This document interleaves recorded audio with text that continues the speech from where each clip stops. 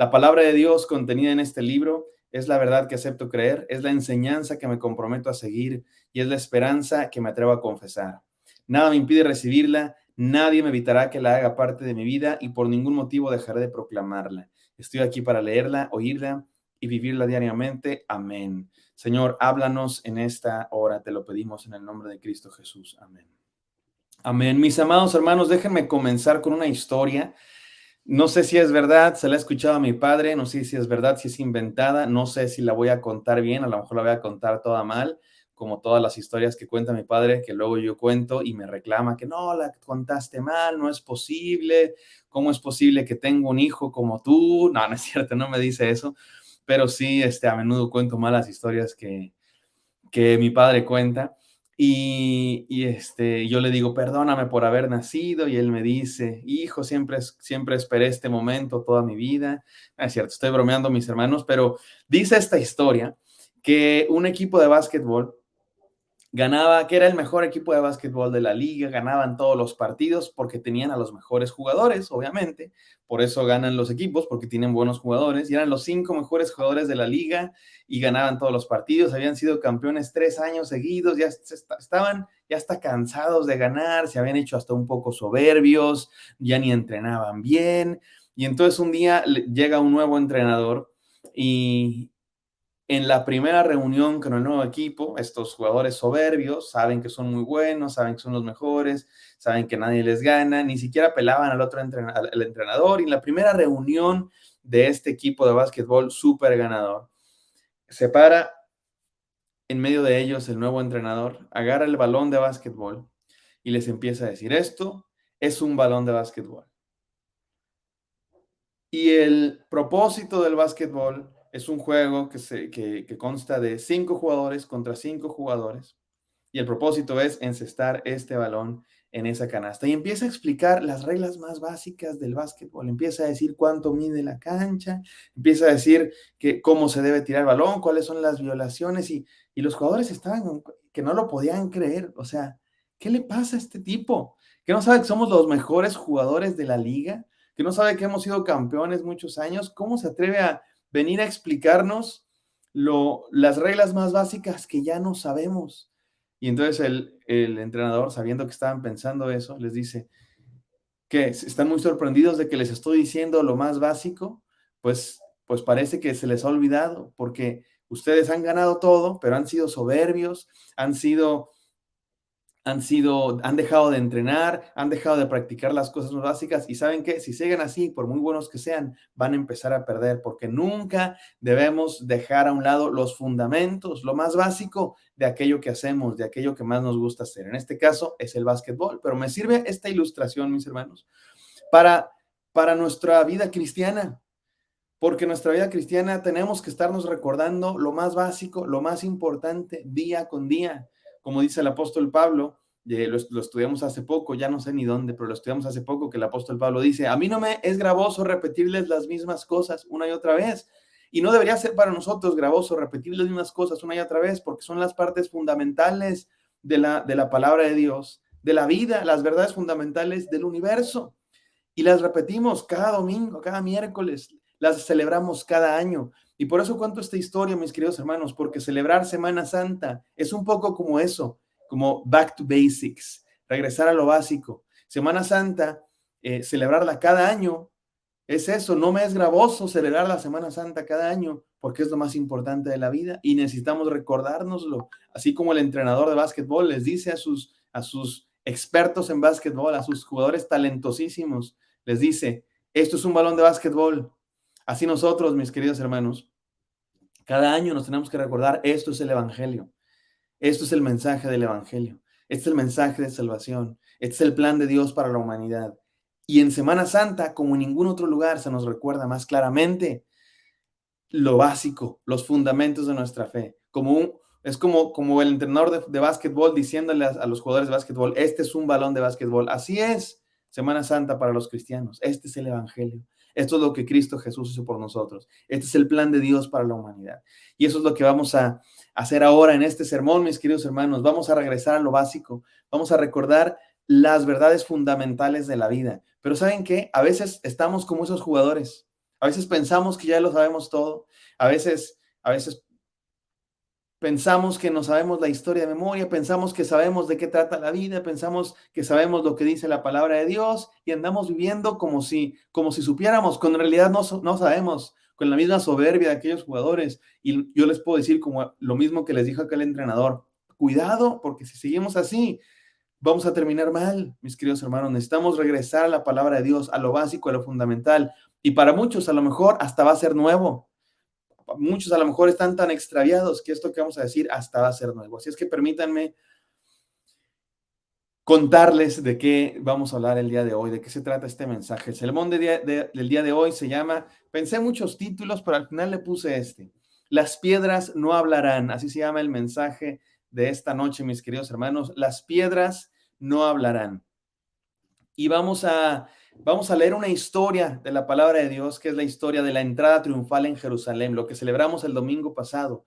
El domingo pasado comenzamos a celebrar la última semana de nuestro Señor Jesucristo. Él entra en Jerusalén el día domingo y se le llama la entrada triunfal en Jerusalén. La gente gritaba: Hosana al que viene en el nombre del Señor, bendito sea el que viene, el reino de Dios, el rey que está entre nosotros. Y vamos a entender qué significa eso, porque esa escena nos recuerda lo básico de la fe, lo básico de quién es Jesús. Y yo les invito, mis amados hermanos, que entendamos lo importante que es esta semana. Esta semana es importantísima. No, la semana no tiene nada en sí mismo. Podríamos celebrarlo la semana pasada o la semana que viene. No es como que hay algo cósmico en la alineación de astros. No, nada de eso. Simplemente recordamos algo que pasó. Esta semana recordamos algo que pasó, muy importante. Y vamos a entender hoy qué es eso que pasó muy importante. Pero yo les invito a todos que utilicemos este sermón, este mensaje, para preparar nuestros corazones, porque el viernes tendremos un culto importantísimo, un culto solemne, un culto en que recordamos un momento triste, un momento desgarrador, pero al mismo tiempo un momento de esperanza y de salvación. Y el domingo tendremos el día de resurrección, un día de celebración, de gloria. Pero el viernes es un momento para reflexionar en la muerte de nuestro Señor Jesucristo, y el domingo es un día para celebrar en su victoria. Y hay confesiones cristianas, hay tradiciones cristianas que se preparan de cierta manera. Hace rato nos decía una hermana que están preparando bacalao, y precisamente hay una tradición cristiana o una tradición con mensaje, contenido bíblico, que precisamente 40 días antes de la celebración de la resurrección se preparan no comiendo carne, y no comiendo carne de res, sino que comen pescado. Y ahora no voy a hacer yo aquí toda una teología histórica de por qué pasa eso, por qué surgió esa tradición y si está bien o mal. Yo no creo que tengamos que dejar de comer carne necesariamente, pero sí me parece que sí debemos preparar nuestro corazón para esta semana, y preparar incluso nuestro cuerpo de alguna manera, porque cuando venimos al culto estamos viniendo en cuerpo y alma. Cuando venimos a escuchar la palabra de Dios, no es solo nuestra mente, es todo nuestro ser, espíritu, alma, el cuerpo, el que está listo para escuchar la palabra de Dios, y que estamos listos con la conciencia, la seriedad que esto merece, porque la vida de nuestro Señor Jesucristo es algo muy serio, algo muy importante. Su muerte y su resurrección es el mensaje más extraordinario que jamás se predicó en la historia de la humanidad, y requiere que nos preparemos, que espíritu, alma y cuerpo estén listos para celebrar este mensaje, para recordar lo que hizo nuestro Señor Jesucristo y para entender la gravedad, la seriedad del asunto. Hay gente que en estas fechas, al contrario, se va de parranda, se van de vacaciones, y les importa poco la historia de Jesús, sino que andan de fiesta, de parranda, y se ponen hasta atrás, como dicen por ahí, y celebran bueno, ni celebran, ¿verdad? Simplemente se van de parranda. Otros dejan de comer carne y dejan de hacer esto, se ponen una cruz en la cabeza. Y yo les invito, mis hermanos, que nosotros celebremos como se debe, que nosotros recordemos cómo se debe. Y un poco así va a ser el desafío de este mensaje. Va a ser a un desafío a ser de cierta clase de personas. Seamos de los que celebran Semana Santa bien, de los que entienden lo que significa, de los que se preparan como se debe. No los que se van de parranda, no los que hacen rituales que a veces pueden ser rituales vacíos. ¿De qué te sirve que te pongas una cruz en la cabeza si tu vida es un desastre y no estás rendido a los pies de Cristo? ¿De qué te sirve que te abstengas de comer carne si si no te abstienes de otras, como dijo Jesucristo. No es lo que entra en la boca del hombre lo que lo contamina, sino lo que sale. ¿De qué te sirve que dejes de comer o que dejes de hacer esto si por dentro no estás de verdad en una, como dijo Jesucristo, ¿verdad? Si tu corazón está lejos de Él. Con los labios la adoras, pero tu corazón está lejos de Él. Así es que este mensaje va a ser un poco así, de cuáles queremos ser. Así es que vamos a la palabra de Dios, mis queridos hermanos.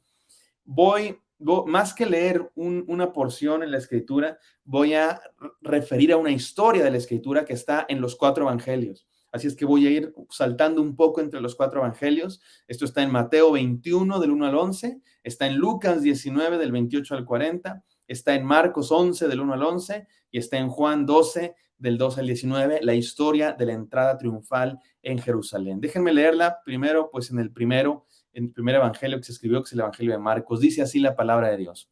Cuando se acercaban a Jerusalén, junto a Betfagé y a Betania, frente al monte de los olivos, Jesús envió 2 de sus discípulos y les dijo: id a la aldea que está frente a vosotros, y luego que entréis en ella, hallaréis un pollino atado en el cual ningún hombre ha sido montado, desatadlo y traedlo.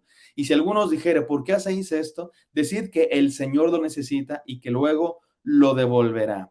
Estoy en Mateo 11, del 1 al 11, y déjenme detenerme aquí un poquito porque Jesús está preparando esto, Jesús está preparando su entrada en Jerusalén, y Jesús sabe que corre peligro, que su vida corre peligro en Jerusalén. De hecho, sus discípulos le decían: no vayamos a Jerusalén, ¿para qué vamos a que nos maten? En el Evangelio de Juan, ¿se acuerdan? Que los discípulos le decían: vamos a que nos maten. Y Jesucristo decidió ir a Jerusalén, y el discípulo dice: bueno, pues vamos a que nos maten. Entonces, si nos van a matar, que nos maten con Cristo Jesús. Un poco irónico el discípulo, pero a la vez aceptando pues sufrir el mismo destino que su maestro, que es el del sacrificio, la propia vida entregándola. Jesucristo sabe que es peligroso ir a Jerusalén porque tiene enemigos que lo quieren, que quieren su muerte, que quieren su mal.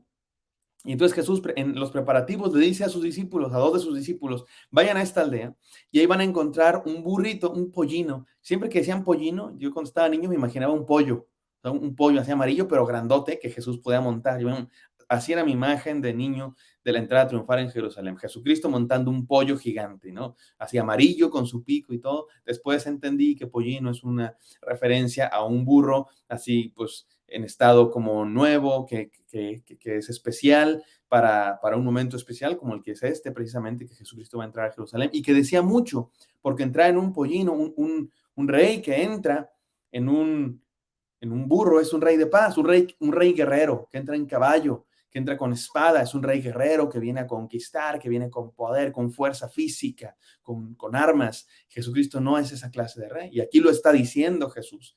Sus actos están dando un mensaje, que Él es un rey de paz, que Él viene a conquistar, sí, pero no a conquistar con la espada, sino con un mensaje de amor y con el poder de Dios, que viene a hacer algo diferente en esta tierra.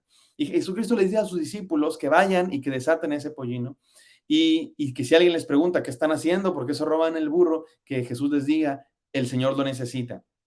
Y muchos piensan que esto se trata como de una especie de milagro sobrenatural, que cuando las personas escuchan el Señor lo necesita, iban a entrar en trance, y van a decir: oh sí, el Señor lo necesita. No, lo más seguro, mis amados hermanos, es que Jesucristo haya planeado esto con estas personas, les haya mandado un mensaje o les haya dicho en persona en algún momento, que no está narrado en los evangelios: oigan, yo voy a entrar en Jerusalén cuando venga a celebrar la Pascua, y pues necesito, si me prestan un burro, y la clave es que mis discípulos les van a decir: el Señor lo necesita.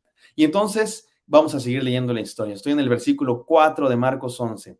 Fueron y hallaron el pollino atado fuera a la puerta en el recodo del camino, y lo desataron. Y unos de los que estaban allí les dijeron: ¿qué hacéis desatando el pollino? Ellos entonces les dijeron como Jesús había mandado, y los dejaron.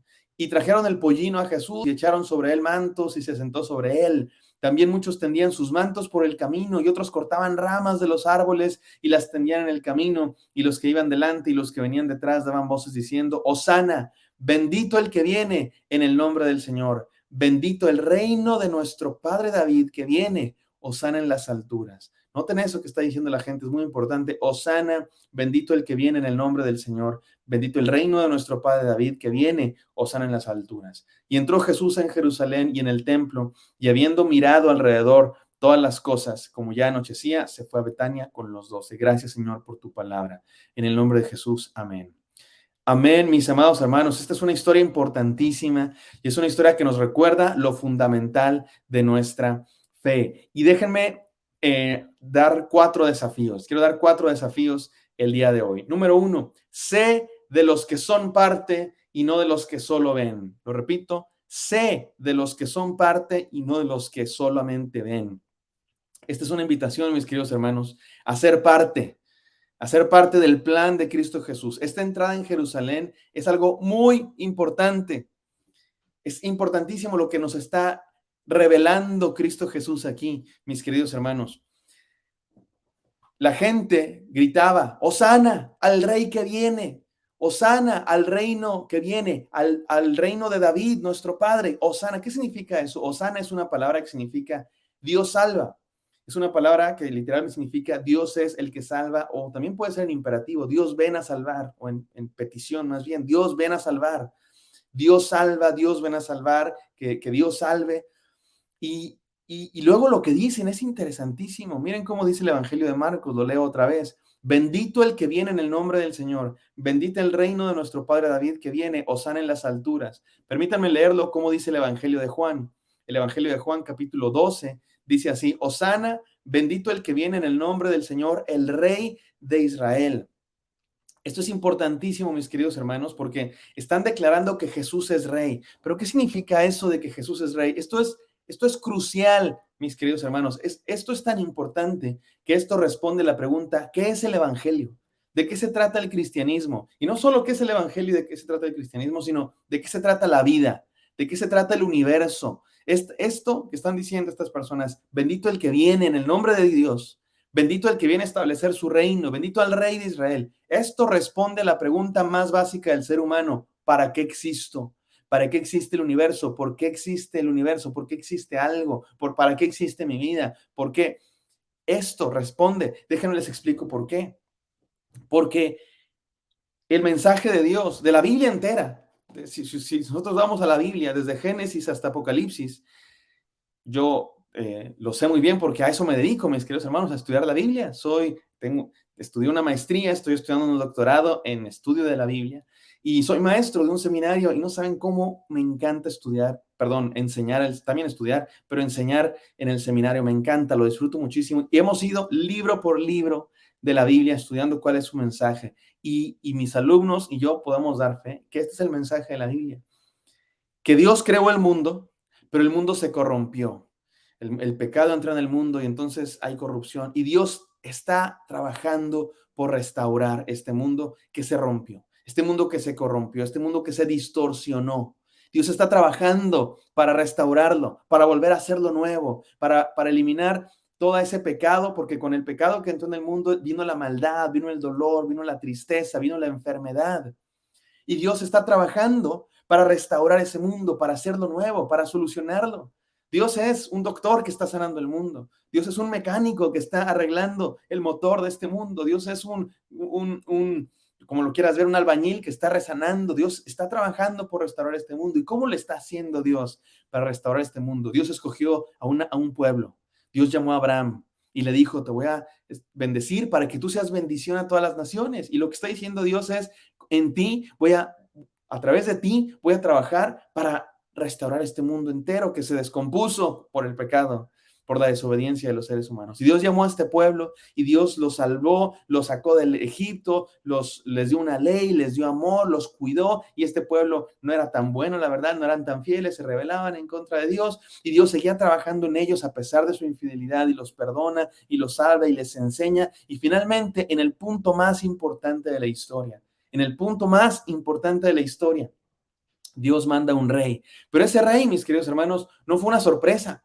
Dios anunció desde antes la venida de este rey. Y este pueblo al que él llamó esperaban a este rey, lo esperaban con ansias, porque todos los reyes que habían tenido, David, Salomón, Saúl, Absalón y todos los demás reyes, Jeroboam, Acaz y un montón de reyes, ninguno había funcionado. Todos estos reyes habían sido infieles y el pueblo había sido infiel. Después los conquistaron los asirios y los babilonios y los persas y los griegos y los romanos. Así se la pasaron los judíos y todo el mundo los conquistaba y no habían tenido un buen rey y estaban esperando que se cumplieran las promesas de Dios, porque Dios les había prometido Abraham, Dios le prometió, vas a tener tierra, vas a tener parentela, vas a tener bendición. Y a David, Dios le prometió a David, vas a tener un reino eterno y nunca faltará un rey de la casa de David sobre el trono de Israel. Y en este momento, el pueblo de Dios no tiene ni tierra, ni rey, ni bendición, ni nada. Y todas las promesas de Dios no se han cumplido y el pueblo está esperando eso. Y el pueblo dice, va a venir el reino, va a venir el rey que va a ser la bendición de Dios y que nos va a salvar. Va a venir ese elegido. Digo elegido porque es un lugar común en las historias de nuestro mundo. ¿Han notado eso, mis hermanos? En las historias de nuestro mundo siempre hay como esta profecía que dice que va a venir un elegido. ¿Saben de dónde viene eso? Lo copian de la Biblia, porque esa esperanza está profunda en los corazones de los seres humanos. Por eso cuando escribimos historias los seres humanos, muy a menudo metemos esa idea. Piénsalo, en un buen de películas, en un montón de historias, en la Matrix está Neo, que es el elegido, que va a poner fin a la Matrix. Si han visto la Matrix, saben de qué estoy hablando. En la Guerra de las Galaxias, Star Wars, tanto en la primera trilogía, como en la segunda trilogía, como en la tercera trilogía, hay un elegido. Bueno, en la última trilogía es una elegida, el que va a traer balance a la fuerza, el que va a derrotar al imperio. En Harry Potter, no sé si ustedes piensan que Harry Potter es del diablo, no me importa, no es el punto en este momento, pero es el mismo. Hay una profecía de uno que va a ser elegido, que va a destruir a quien no debe ser nombrado. En las crónicas de Narnia y en la peli y un montón de películas hay esta idea de un elegido, alguien que venga y nos salve, alguien que venga y nos libere de la opresión, alguien que venga y quite la enfermedad de nuestros corazones. Bueno, mis queridos hermanos, Dios lo cumplió. Ya llegó esa promesa. El elegido, el ungido de Dios, eso significa Cristo, el Mesías. Cristo significa Mesías, significa ungido. Y ya llegó, mis queridos hermanos, ya llegó. Por eso gritaban, Hosana, Dios salva, bendito el que viene en el nombre del Señor. La gente estaba reconociendo, bien o mal, lo entendieran, porque ahorita vamos a ver que no todos entendían, pero el hecho de que lo decían, estaban declarando una realidad que es verdad, independientemente de si lo entendían o no, que Jesucristo es el enviado de Dios, el que viene en el nombre del Señor. Miren cómo dice otra vez el Evangelio de Juan, el Rey de Israel. Miren cómo dice el Evangelio de Marcos, ya lo leímos, pero una vez más, el Evangelio de Marcos dice que gritaban, bendito el reino de nuestro Padre David que viene, se está acercando. Mis hermanos, esto es el Evangelio. Esto es el Evangelio. Esto es el cristianismo. Este es el mensaje del cristianismo. Esto es regresar a lo básico, a lo fundamental. Esto es presentar el balón de básquetbol, como decíamos hace rato en la historia. Recordar de qué se trata el Evangelio. Marcos 1, el primer evangelio que se escribió, las primeras palabras que Jesucristo pronunció fueron estas: arrepentíos porque el reino de los cielos se ha acercado. Según el evangelio de Marcos, estas fueron las primeras palabras del ministerio público de Jesús. Arrepentíos porque el reino de los cielos se ha acercado. En Cristo Jesús viene esa promesa, mis hermanos. Irrumpe en nuestra oscuridad la luz de Dios. Invade. Dios viene como un ejército invasor, pero es un ejército de una sola persona y que no viene con armas, sino que viene con un mensaje de amor. Y es Jesucristo y toda su vida, no solamente su muerte y su resurrección, toda su vida, su nacimiento, su mensaje de predicación, los milagros que él hacía, todo eso son señales de este reino que vino. ¿Por qué Jesucristo sanaba? El otro día lo predicamos en los más 30. Si no vieron esa predicación de los más 30, véanlos, mis hermanos, cómo enfrentar la enfermedad. Cómo enfrentar un momento de crisis de salud. Véanlo, es un sermón que yo prediqué en los más 30. Y nos preguntábamos, ¿por qué Jesucristo sanaba a la gente? Y la gente decía sus respuestas. Algunos decían, bueno, por misericordia, para mostrar su poder, para que supieran que es el Hijo de Dios. Y todas las respuestas son reales. Y esta es una de ellas, mis queridos hermanos. Señal de que el reino de Dios se ha acercado. Este reino cuyo propósito es restaurar a la humanidad. Y sanar enfermos es señal de que Jesucristo viene a restaurarnos, porque la enfermedad es parte de esa distorsión que vino a traer el pecado, es parte de esa caída, es parte de esa corrupción que inició en el jardín del Edén cuando la humanidad desobedeció a Dios y entró el pecado en el mundo. La enfermedad es consecuencia de eso. Y Jesucristo sanando es por amor al enfermo, definitivamente, es para mostrar su poder, definitivamente, para mostrar que es el Hijo de Dios, sí, y para mostrar que Él es ese reino de Dios que se acerca a nosotros. Y de esto trata el Evangelio. ¿Sabes que Evangelio significa buenas noticias? Evangelio literalmente significa buenas noticias. Viene de dos raíces, la palabra griega eu, que significa bueno, y la palabra angelos, que significa mensaje. Por eso un ángel es un mensajero. Evangelion significa buen mensaje, buenas noticias. ¿Y sabes de qué tratan estas buenas noticias? ¿Sabes qué son las buenas noticias? Que ya vino el reino de Dios, que el reino de los cielos se ha acercado, que en Cristo Jesús, ese reino que se prometió a Abraham, que se prometió a David, que se prometió a Moisés, que se prometió a todo el pueblo, se acercó a nosotros, ya está aquí, se inaugura el reino de Dios, como dice en la película, ¿verdad? Declaro inaugurados los Juegos del Hambre, o como dicen los políticos en las Olimpiadas del Mundial, siendo las 8:34 minutos, declaro inaugurados los Juegos del Hambre, los Juegos Olímpicos, el Mundial, lo que tú quieras. Esto es lo que está haciendo Jesús. La entrada triunfal en Jerusalén, su nacimiento, su ministerio, es Jesús diciendo, declaro inaugurado el reino de Dios. Se inaugura, mis hermanos. Y ustedes y yo vivimos ahí, pero este es el desafío. Sé parte del reino de Dios, no de los que lo ven de lejos, los que son parte del reino de Dios. Mi querido hermano, ¿de dónde estás? Porque el reino de los cielos ya está inaugurado, pero no todos son parte de él. No todos son parte de él. Son parte de él los que creen en Cristo Jesús.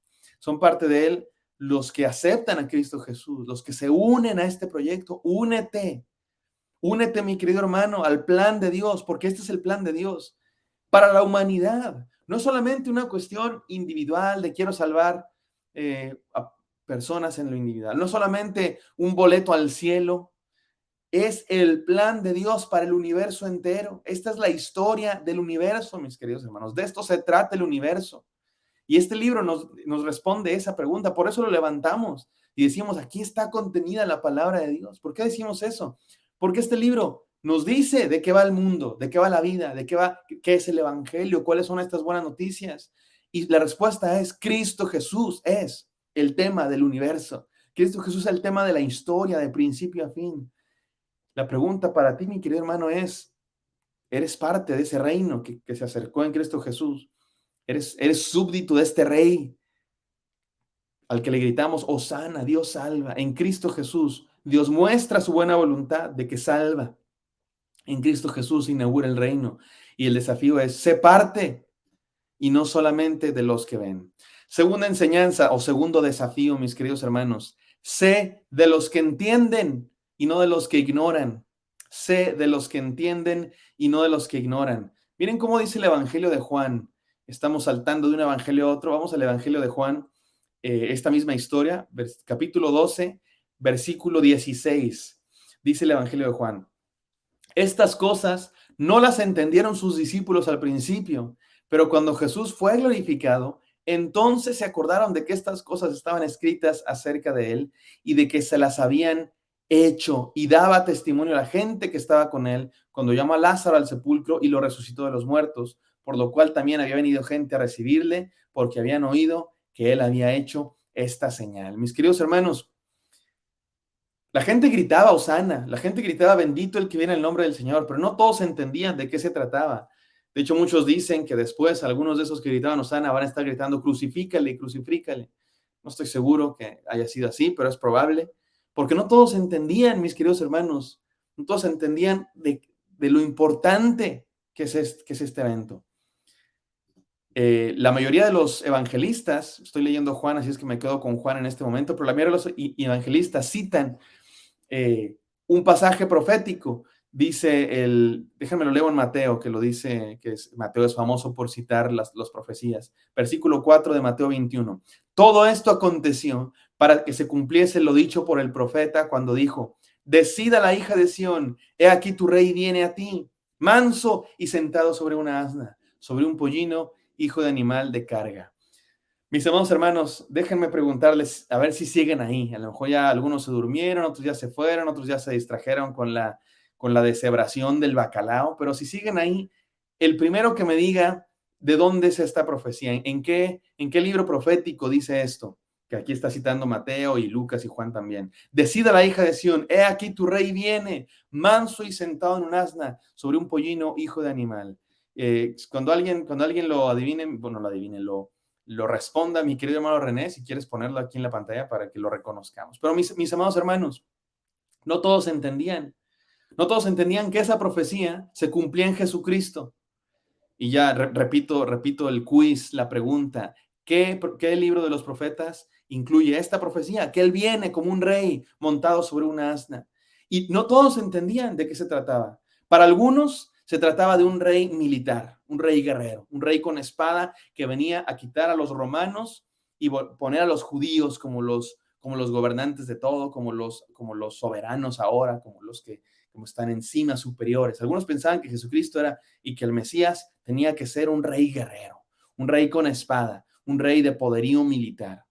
Otros a lo mejor ni pensaban nada, otros a lo mejor solo iban por el morbo. Muchos seguían a Jesús porque hacía milagros, porque querían pan para comer, porque multiplicaba los peces, o querían vino porque convertía el agua en vino, o porque sanaba y por interés. Y no todos, el hermano Aureo Calles Ramírez dice, Zacarías 9:9, muy bien, mi querido hermano Aureo, te ganaste toda nuestra admiración y respeto. También la hermana Febe, ambos alumnos del seminario.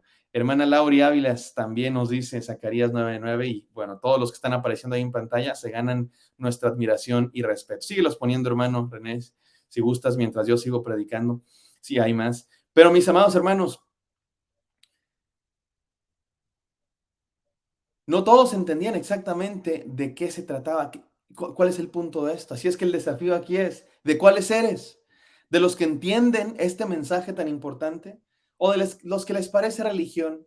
¿O de los que les parece fantasía? ¿O de los que les parece solo un mensaje bonito? ¿O de los que van a la iglesia por internet? ¿De los que escuchan por costumbre? ¿De cuáles somos? ¿De los que entienden el mensaje?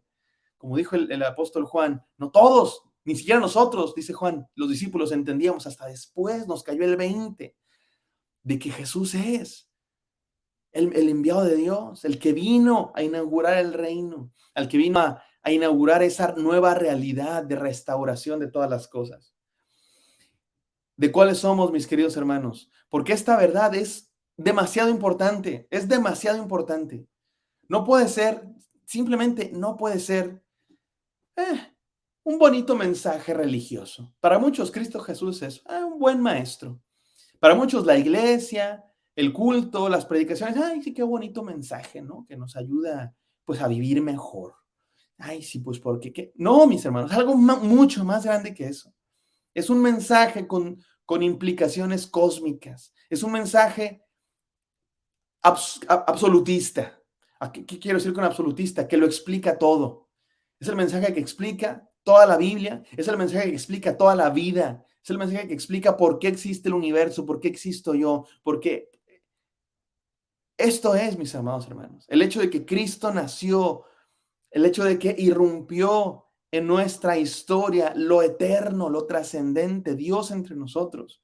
No es cualquier cosa, es el clímax de la historia de la humanidad, al grado de que no debe ser solamente una historia que repetimos cada Semana Santa.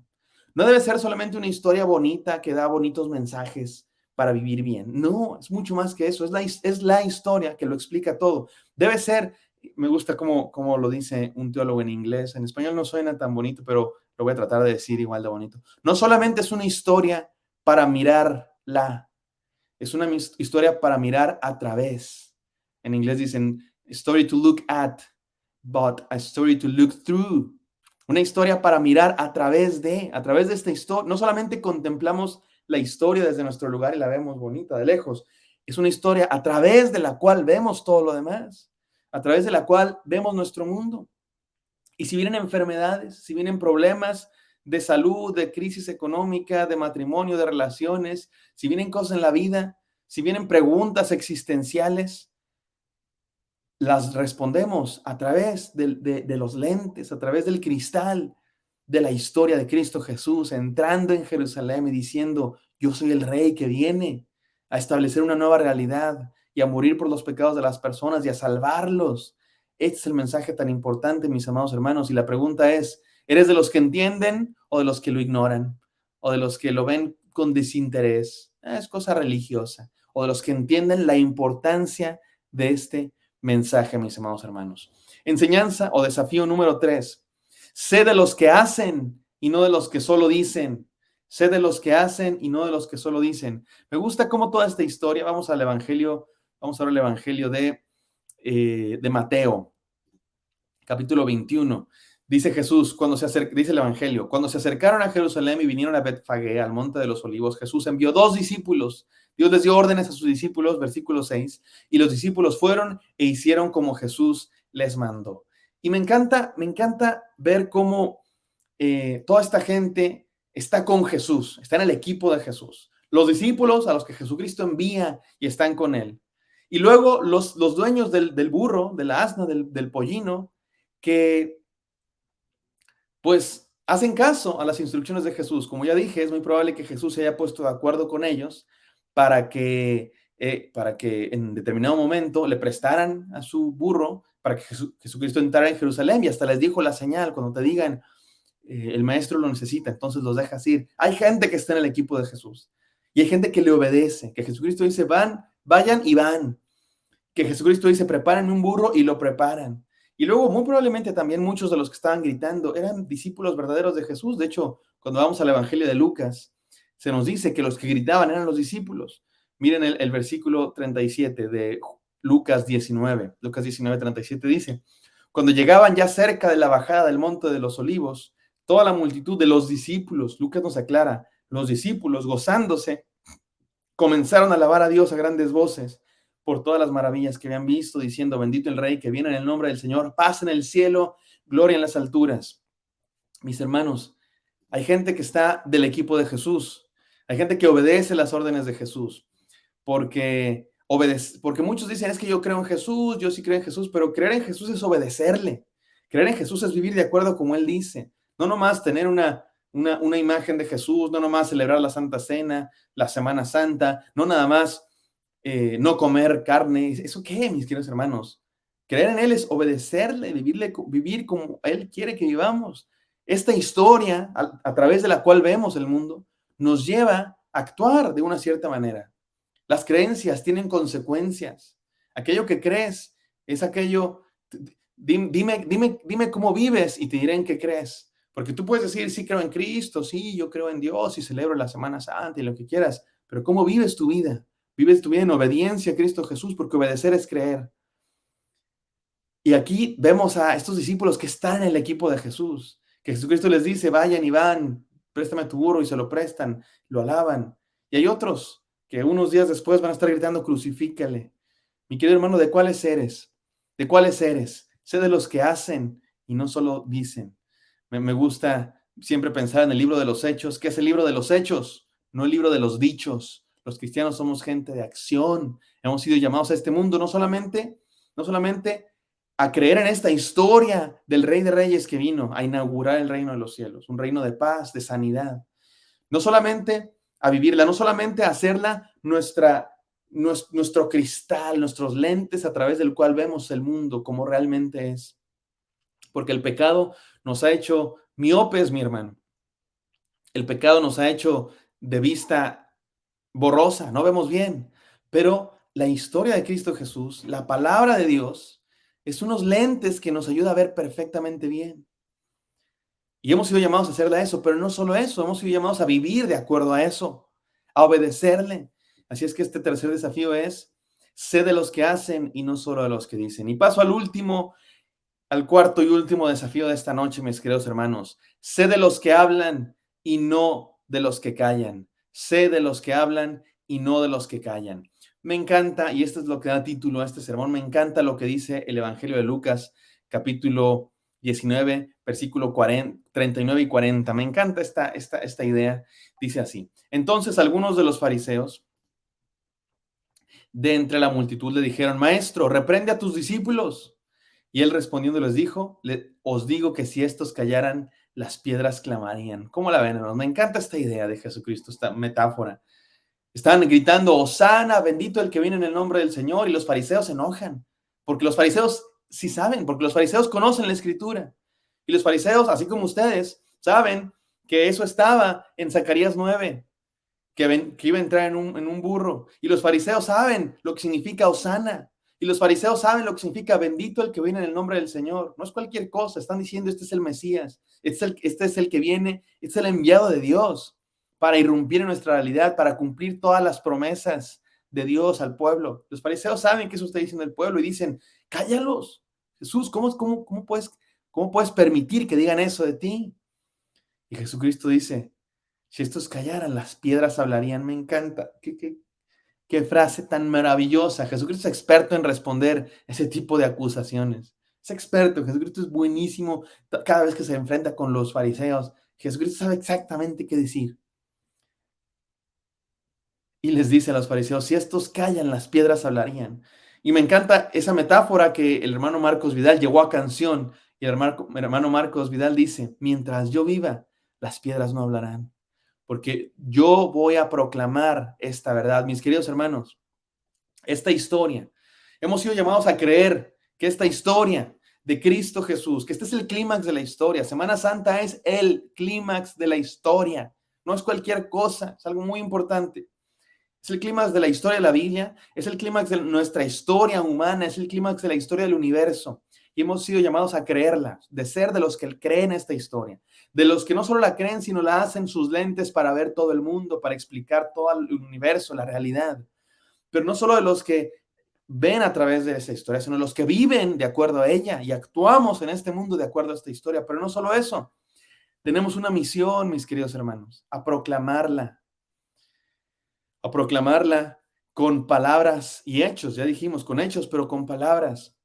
Miren, mis hermanos, esta historia es una historia increíble en ambos sentidos, en el sentido de maravillosa, pero también en el sentido de, de increíble. Nadie se lo esperaba. Sorprendente, porque ¿quién iba a pensar que el Salvador del mundo iba a ser un profeta, un maestro entrando en un burrito que murió en una cruz? Momento, no puede ser. Si es el Salvador del mundo, no muere en una cruz. O sea, si es el Salvador del mundo, tiene que tener un trono, un ejército, mucho poder. Es el Salvador del mundo. Para que alguien te salve, tiene que ser mostrar su poderío, pero Jesucristo no, murió en una cruz. ¿Cómo puede el mundo creer este mensaje? ¿Cómo puede el mundo creer esta locura?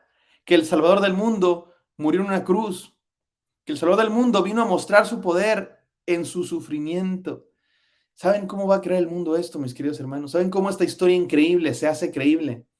¿Saben cómo? Les digo cómo. Cuando exista un pueblo que la viva, que la crea, que la proclame con palabras y hechos y que se le note. Si el mundo va a creer en el mensaje de Cristo Jesús, es porque hay una comunidad que la abraza con todo su corazón, que la vive todos los días y que no es solamente una representación que hacemos cada año en Semana Santa de un crucificado, que no es solamente no comer carne durante 40 días una vez al año, que no es solamente un periodo de vacaciones, que no es solamente un culto de 7 palabras tradicional, no es solamente una cantata del Cordero y el León, no es solamente un grupo de mujeres proclamando un mensaje milenario, es una comunidad que encarna este mensaje, una comunidad que, que se convierte por sus hechos, por sus acciones, por la manera como nos amamos, por la manera como nos relacionamos, por la manera que vivimos y porque lo proclamamos con palabras, porque lo decimos al mundo entero. Así el mundo va a creer, mis queridos hermanos. Así es como el mundo va a creer cuando existe una comunidad que lo crea y que lo viva. Así es que somos desafiados a ser de los que hablan y no de los que callan, porque si nosotros callamos, las piedras hablarán. Mis hermanos, pueden tomar este desafío conmigo. Mientras yo viva, las piedras no hablarán. Pueden decir eso conmigo, mis queridos hermanos. Mientras yo viva, las piedras no hablarán, porque yo con palabras y hechos voy a proclamar que Jesucristo es el Rey que vino a darle sentido al mundo. Es el Rey que vino a inaugurar el reino de Dios, un reino de paz, de amor, de armonía, de santidad, de justicia. Porque en Jesucristo se cumplen todas las promesas de Dios y vamos caminando. El reino ya se inauguró, ya estamos viendo una nueva realidad y en un futuro Dios la consumará por completo, mis queridos hermanos. Mientras yo viva, las piedras no hablarán porque yo voy a proclamar ese mensaje con palabras y hechos. ¿Quién se une a mí, mis amados? ¿Quién se une a este desafío? Y decimos, mientras yo viva, las piedras no hablarán. Mientras yo viva, las piedras no hablarán porque voy a proclamar con palabras y hechos este mensaje y porque voy a ser parte de esta comunidad que se llama Iglesia de Cristo Jesús, que viven este mensaje, que lo creen, que lo hacen los lentes a través de los cuales interpretan el mundo y que lo proclaman con palabras y con hechos. Vamos a orar. Gracias, Señor, por este mensaje tan maravilloso, Señor. La historia, la mejor historia jamás contada, la historia más maravillosa jamás predicada, Señor, de la cual somos parte. La creemos, la hacemos, Señor, nuestros lentes para interpretar el mundo, la vivimos con palabras y hechos, la proclamamos a los cuatro vientos y somos una comunidad, Señor, que la declara con todo lo que hacemos. Permítenos vivir así, Señor, que esto le dé sentido, que todo lo que hacemos como iglesia y como individuos, Señor, apunten a que tú eres Rey de Reyes, que tú eres el Rey enviado, que Jesucristo es tu Rey, Señor, enviado, tu bendito, que vino a inaugurar el reino de Dios, a cumplir todas las promesas de Dios y a iniciar, Señor, esa restauración de todas las cosas, la reconciliación de toda la creación en Jesucristo para gloria de Dios, Padre.